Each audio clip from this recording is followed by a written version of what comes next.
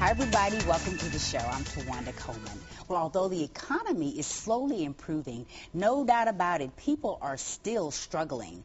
Today, we're going to focus on two local organizations that are dedicated to helping families and members of the community who have fallen on hard times. For over 50 years, the Nashville Rescue Mission has been dedicated to helping the hungry, homeless, and hurting in our community. And I welcome Cliff Tradway from the mission to talk back to the plus side of Nashville. Good to see you. It's wonderful to have you here. This is, of course, an organization that the NewsChannel 5, we feel very strongly about supporting. You guys do a great job over there. Been around for 55 years now, which is almost 60 now. Almost 60. Almost 60 years. Which is saying a lot. But I would love, not only do you work there now, but you have your own personal story to tell about the mission. If you don't mind, would you mind sharing how you came to be a part of the mission? You know, we have our perception of homelessness and homeless people and what they look like and what they do. I mean, most of our perceptions have, most homeless people being under the bridge or on the street corners. But all roads end up at the rescue mission when it comes to addiction and things along those lines. And I had a successful, career in the media, not TV, but in radio. And but privately, my life was coming unraveled. I had addiction to alcohol, and my life was spinning, out of control. And I call it the 5-year explosion. It took about 5 years from the first time I'd ever even put alcohol into my system. I ever drank alcohol. It took 5 years for me to, lose my wife, my job, my reputation. Went from a net worth of about $750,000 to bankrupt, and ultimately Williamson County, the loss of my freedom. Wow. And through all of that turmoil and all of that conflict, it was, I just kept going. I just kept chasing that addiction. And it was only when I got to Williamson County Jail. Don't want to check into that hotel, I promise you. You don't get out of that one until they tell you can leave. And it was during that process there was a book that somebody had left in my cell, and I opened that book up, and it said there was this law so cruel and so just that says one must change or else pay more for remaining the same. And I knew when I read that, I thought, this is it. I have reached my bottom. I'm not sure exactly how this is all going to, pan out. But when I come out of here, I knew that my drinking days were over. And through a series of events, the district attorney out there ended up talking to my attorney, and the two of them both recognized that I needed some help. And the district attorney agreed to release me from jail only under the heading of me coming to the Nashville Rescue Mission to get my life straightened out. So at the time, I thought, wow, I don't really want to be in jail, but a homeless shelter, And I'll never forget arriving there and walking across the courtroom and seeing all those homeless folks up against the wall, just sitting there. And I thought, wow, my silver spoon's not going to get me out of this. I'm never going to be the same. And I never was the same. I got there and entered into their life recovery program. Knowledge wasn't my issue. I had an application problem. I knew the Bible. I knew what I was supposed to do, but I had a problem applying what God says to do to my life. And through that 7-month program, that's what I learned. It really, as I tell people now, all we really do at the rescue mission is offer a platform for the person needing help and God to get together and correct things. Our job is to remove the distractions of life and get everything else out of the way, so the two, can concentrate on things. And that's what happened to me. I ran into God very, very quickly and came through the program, and then made a vow while I was in the program that I was never going to go back down that road again. And part of that promise was I couldn't go back to radio again. I couldn't go down that career path. And although I had offers at the time, instead I went to accept a job with Pedro at Atlanta Bread Company washing dishes, over on West End. And it was like God was saying, good job, and off he sent me over to, the Sheraton, and I managed the front desk there downtown for a few months. And then this position at the rescue mission for PR marketing became available, and they heard about my story, and they brought me in and interviewed me and had me meet with some board members, and they hired me, and then I started applying all of those gifts and talents that God had equipped me before in the media industry or whatever, I started applying that to the rescue mission, and that was about 8 years ago. And that was 8 years ago. About 8 years ago. And we did talk about the fact that, some people do have this perception of what they feel like the homeless looks like.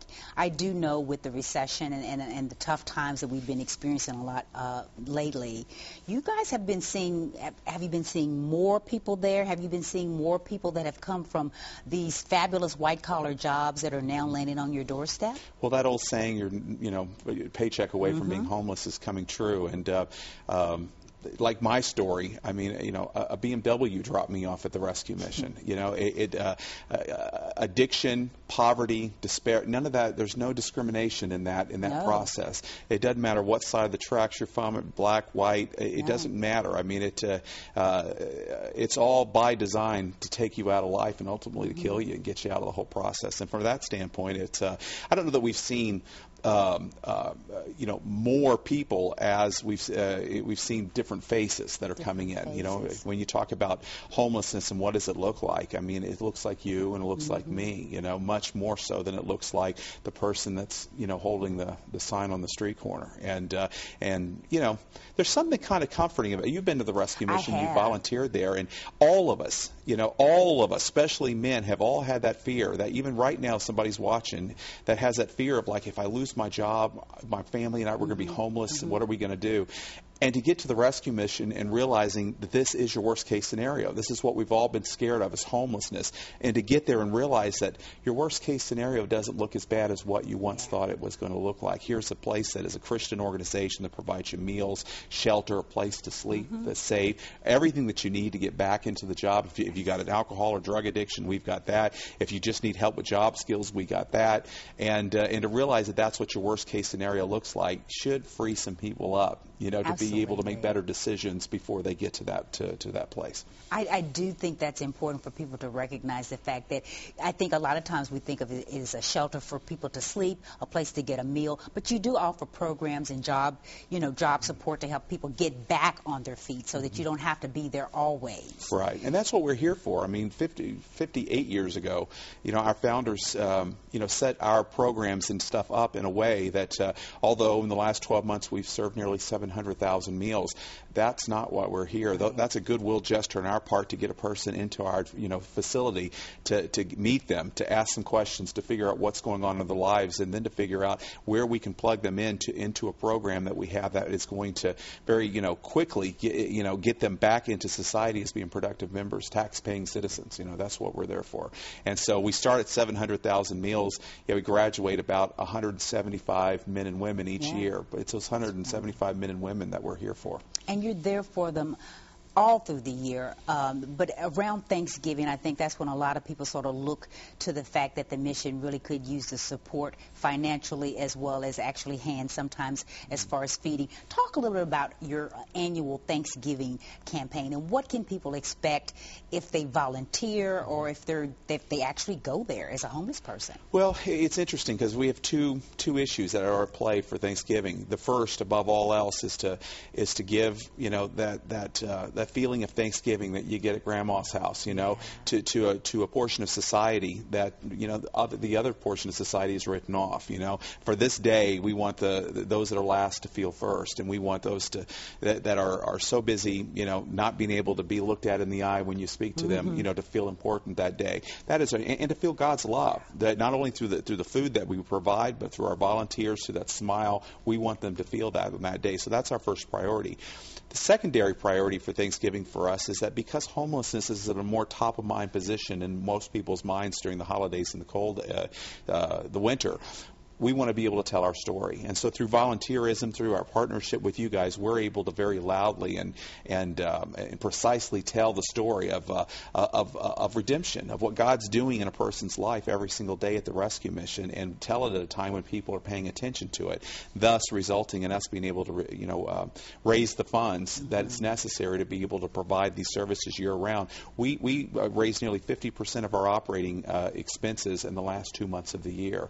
And so that's why you see so much of our marketing efforts and stuff around Thanksgiving and Christmas, because this is going to be the natural time that someone plugs into, into volunteering or possibly even being homeless. This is when they're going to plug in and get to know us. So folks can volunteer on Thanksgiving, but do you need turkeys? I know you need financial support, and I think $2.26 is all it takes to provide a meal. And you can go to the website, and of course you can make your donation there if you want to help, which is really a small amount. It really is. We've got it down to a science. I mean, $2.26 is, and that's not just food. I mean, that's the electricity, the salaries, that's everything that goes into making that meal and providing services. Our services are provided by people funding the meals that are served to get the people in, And so from that standpoint, $2.26, we always talk about it could change a life. I mean, because it all starts with the meal. So from that standpoint, it's, it really is, as far as items that we need for Thanksgiving, that's on the website too. Yes, there's turkeys and things like that we need. And just, imagine what Grandma makes at her house on Thanksgiving and multiply it by about, 700,000 times, and that's what we need. So. Absolutely. Well, we definitely want to encourage you to support the Nashville Rescue Mission and their efforts all year long, not just at Thanksgiving, but this is a special time of the year when we love to give. So thank you so much for being here, Clip, and telling us the story and your story. Thanks for having me.